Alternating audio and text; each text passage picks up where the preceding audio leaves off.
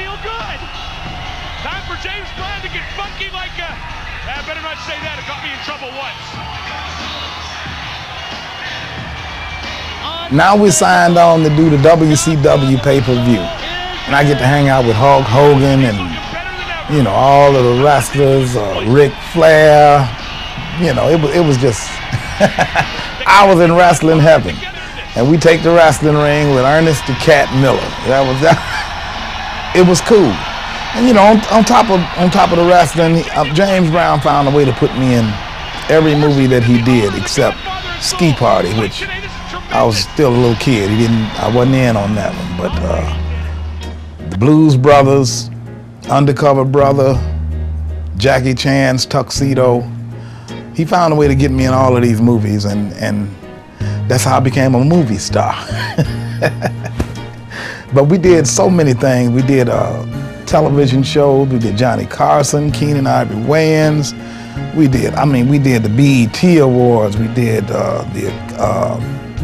did the American Music Awards. We did the Grammys.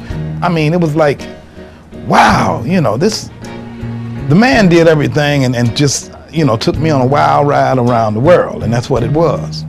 You know, and I mean, it got so he would call the house, he would talk to my kids, you know.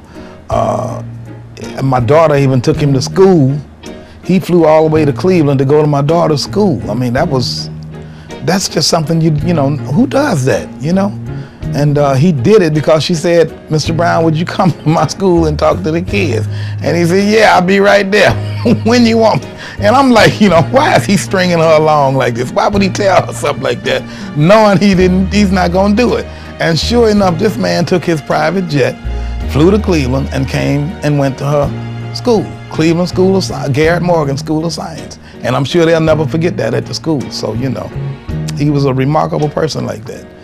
And, you know, outside of performing with him, he got, like I said, he got to know my family. I got to know his family.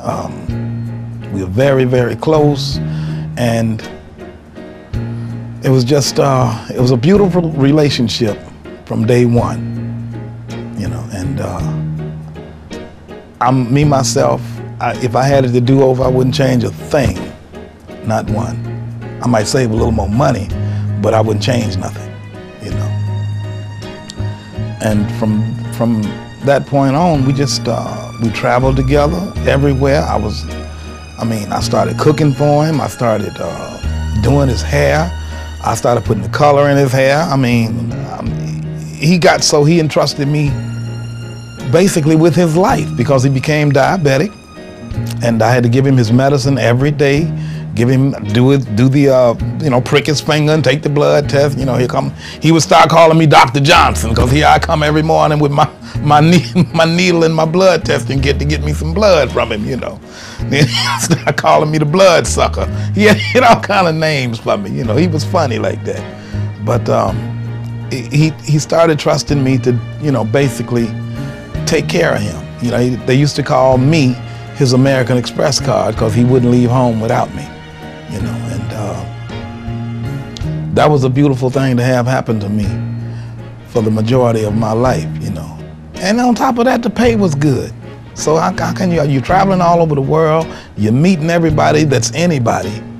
You at the White House with the Bushes, you with the Clintons, you know. It's, I mean, what's not to like? You got Al Gore on stage with you singing Sex Machine. You know, it was a beautiful thing to have happen to me, you know, being with James Brown. And that's just something that's gonna stick with me forever, you know. And I won't forget the last trip we made, which was, we went to Hong Kong and then we went over to Moscow. In Moscow, it was 40 below zero.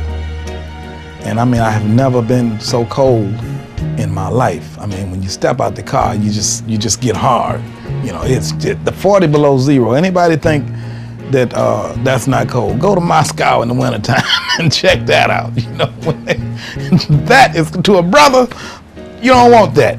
You know, I'm just gonna tell you flat out, we don't want none of that, okay?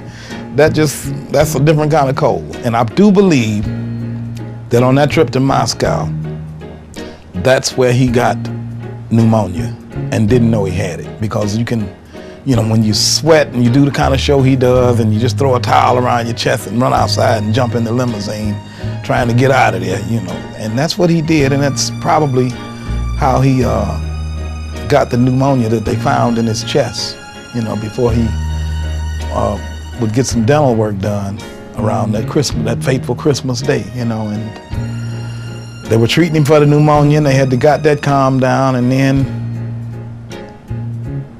you know, after a day or so in the hospital, he called me on the phone and told me to go to his house and pack up everything and come to Atlanta, because we were going to leave Atlanta and go to B.B. King's Club in New York and do the New Year's Eve show. So I told him, yes, sir, Mr. Brown, I'm going to go to your house, pack up everything. I know what to get. I know how to get in. And I'll see you Christmas afternoon. I'll be in Atlanta with you. So that the people in Atlanta could go home and spend Christmas with their family, because they didn't know he was going to end up in the hospital when they took him to the dentist in Atlanta that day. They had no idea that they were going to hospitalize him. So that was the plan. But, you know, that was our plan. That wasn't God's plan. And if you have, like they said, if you ever want to make God laugh, tell him your plans. And like I said, he got that pneumonia, and we were on the phone. He told me what to do. And the strangest thing, before he hung up that phone, he said, Mr. J, I don't want you to forget this. I love you very much, and I'll see you when you get here. And he just hung up the phone. He didn't say goodbye. He just said, I'll see you when you get here, and I love you very much. And don't ever forget that. And I'm like, okay, Mr. Brown, I love you too. I'll see you real soon. I'm like, you know, why is he tripping like that, you know? But I had no idea that was going to be the final and last time I ever spoke to him, because later that night, we all know what happened. He passed away about 2 o'clock in the morning. And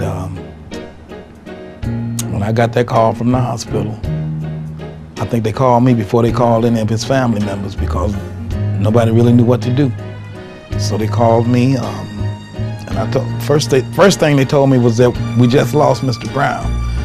And I'm like, well, go find him. Y'all know he don't like hospitals, and he will jump in a cab and go home. That's probably what he did. Probably told y'all he was going to the bathroom and he left.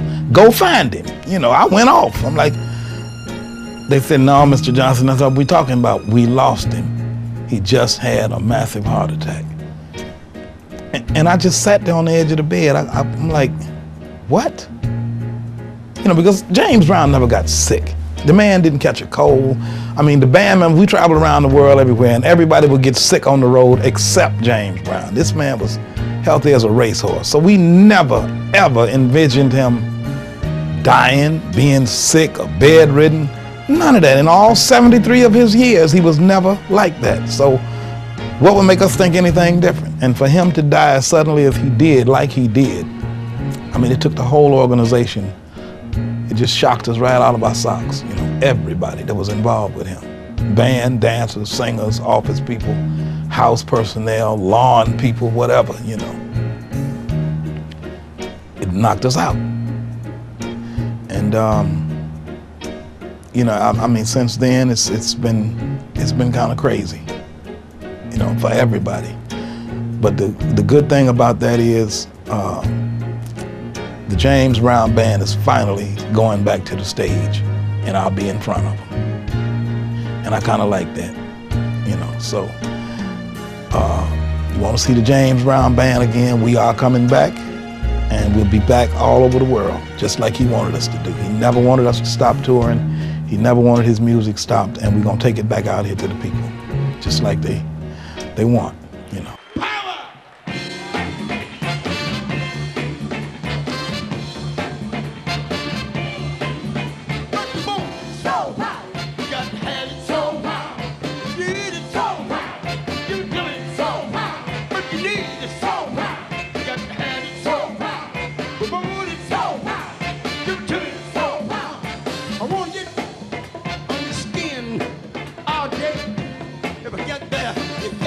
Your know.